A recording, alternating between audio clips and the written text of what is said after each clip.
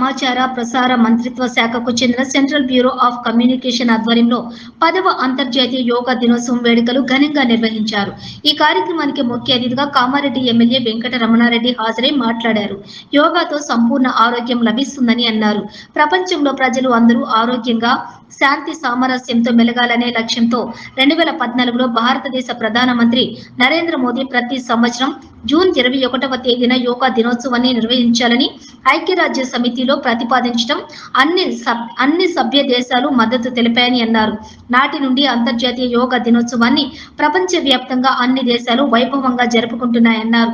ప్రతి వ్యక్తి ఆరోగ్యంగా జీవించాలంటే యోగా ఉత్తమమైన సాధనమన్నారు. మంచి ఆలోచనలు రావడానికి యోగా ఎంతగానో దోహదపడుతుందన్నారు. యోగా చేయటంతో మానసిక ప్రశాంతత లభిస్తుందని సూచించారు. యోగాతో ఎలాంటి వ్యాధులు దరిచేరవన్నారు. ప్రాథమిక ఉన్నత పాఠశాలలు కాలేజీ స్థాయిల్లో కూడా యోగాను పరిచయం చేసి విద్యార్థులకు యోగా చేసేలా చూడాలన్నారు. అందులో భాగంగా 10వ అంతర్జాతీయ యోగా దినోత్సవ శుభాకాంక్షలు తెలియజేశారు.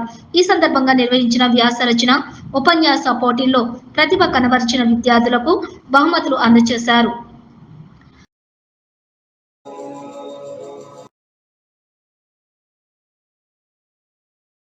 ప్రపంచ దేశాల్లో మొత్తం యోగాని అనుసరించే పరిస్థితి వచ్చింది.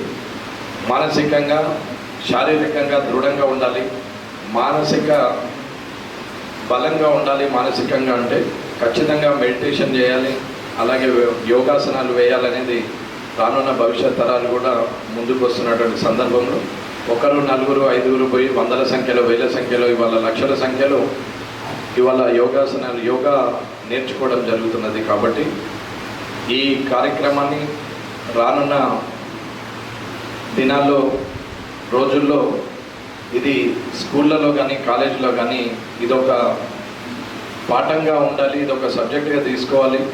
అలా చేయడం వల్ల భారతదేశం భవిష్యత్ తరాలు ఆరోగ్యంగా నిశ్చలంగా మానసిక పరిపుష్టితోని ఖచ్చితంగా ముందుకెళ్లే పరిస్థితి ఉంటుంది. కాబట్టి రానున్న కాలంలో ఇది ఒక పాఠ్యాంశంగా తీసుకోవాలని గౌరవ నరేంద్ర మోడీ గారిని ప్రధానమంత్రి గారిని కోరడం జరుగుతుంది. ఈ కార్యక్రమం ఇక్కడ ఆర్య సమాజ్ ఆధ్వర్యంలో చేయడం ఇక్కడికి ఇప్పటి వరకు 3వసారి ఇది కంటిన్యూగా ఇక్కడే చేస్తూ ఉన్నాం భారతీయ జనతా పార్టీ తరఫు నుంచి. ఈరోజు అయినా ఆ రోజైనా అందరం ఒకటే, ఇందులో తేడా ఏమీ లేదు. కాబట్టి రానున్న కాలంలో ఇంకా అభివృద్ధి చెందుతూ ఇవాళ 7 సెంటర్లు నడుస్తున్నాయి, అలాగే ఇంకా 4 సెంటర్లు మహిళా సెంటర్లు నడుస్తున్నాయి. ఇంకా అది పెరగాలని, ఇలాంటి కార్యక్రమాలు ఇంకా జరగాలని కోరుకుంటూ నరేంద్ర మోడీ గారికి ప్రత్యేక ధన్యవాదాలు చేస్తూ యోగ గురువులందరికీ కూడా పాదాభివందనాలు తెలియజేస్తూ